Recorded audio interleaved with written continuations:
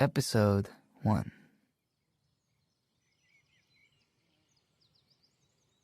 I just have this strong respect for my mom that I have for no one else. She literally gave everything she had, all that up, for me to have a better life. Mothers are something different.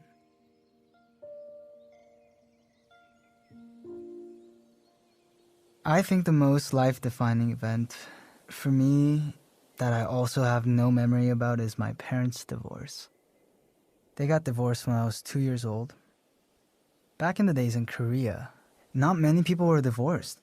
And even if they were very secretive about it. You know, they would never say they got a divorce. It's very culturally taboo. And to my mom, she just didn't want to raise me in such a negative environment where I was going to be looked down upon just because my mom got a divorce. Back then, it was something that you had to hide. She was a teacher. She was an English teacher. And they were asking her about where's your husband? And she would have to lie. She would have to lie and tell them that he was overseas or something because she didn't want people to judge her. And to my mom, she knew that kind of toxic culture would be a really big problem for me growing up. Hearing phrases like, he doesn't have a dad. She didn't want that for me. She wanted me to be able to express who I was, and hence why my mom wanted to leave. So she decided to leave everything behind, everything that she had in Korea, and move with me to America.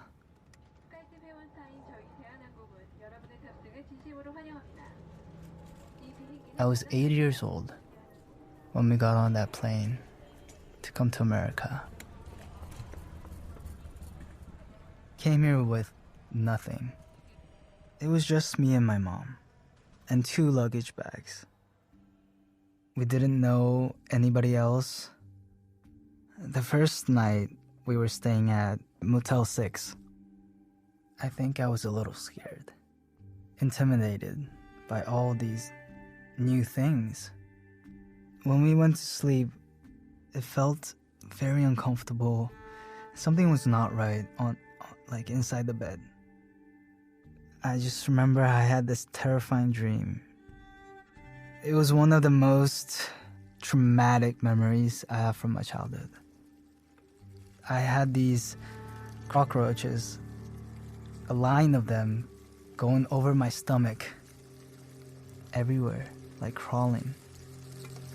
I felt like there were millions of them on my bed, on the walls, and I remember waking up so scared, like everything hit me then. Everything just hit me at once, that we're not home. Nothing's familiar. So I woke up and I ran to my mom and I was like, Mom, we cannot sleep here. We have to leave. We have to go back. And I remember her just holding me and saying that it's going to be okay. It was such an odd moment because I was traumatized. The only thing that was holding me together was my mom. You know, she's all I had. And I remember her just hugging me and saying that it's going to be okay. That was the start of my American journey. As I grew, I realized how scared she must have been at this new country with her son, and we have nothing. We don't have a home, we don't have a car, we don't have families here. And how sad and how lonely that feeling is, and how strong that is. It was really just the 2 of us, my mom and me.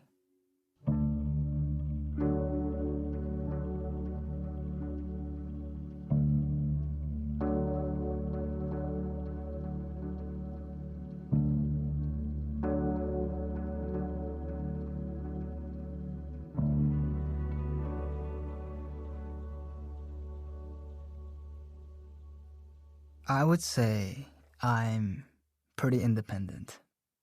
I've been like this my whole life, and I really didn't know why until recently. Growing up, it was just hard for my mom to take care of me. Not enough money. She was working all the time. She was a waitress at a sushi restaurant. So I would have to be home all by myself. Going through that, I never thought I could 100% lean on my mom. And I don't mean that in a bad way. Like, no, she was there for me all the time. She was what was holding me together, and I know that. However, if you think about it, she went from having everything in Korea to having nothing in America. She was not at a secure place, and she didn't have anyone to lean on herself. And I think just naturally, I wanted her to lean on me too. I felt like I had to fend for myself and get some of the heavy weights on her shoulders and take it on mine. I remember thinking as a little kid, I had to be strong and just be able to stand on my own. So I'd always keep my problems and stuff, whatever came my way, to myself. And most days I just come back from school and my mom was working, so she wouldn't be there. So I'd eat and, I would have to go about my day, whatever homework projects, Legos, watching TV, and I would imagine and go through life. And that was one of my hobbies, imagining. And then as time passed, I just got too good at being alone. And I think these little things that I didn't know about at the moment kind of matured me. Time passed and I was very independent. I think that's one of my strong points and my weak points. Because even when it's hard, I don't rely on people. I just try to take care of it myself. And I think as time passes, there's a limit to that. There's a limit to however much you could do by yourself. And now I'm realizing more and more of it. So I'm really opening up and sharing with loved ones that are by my side.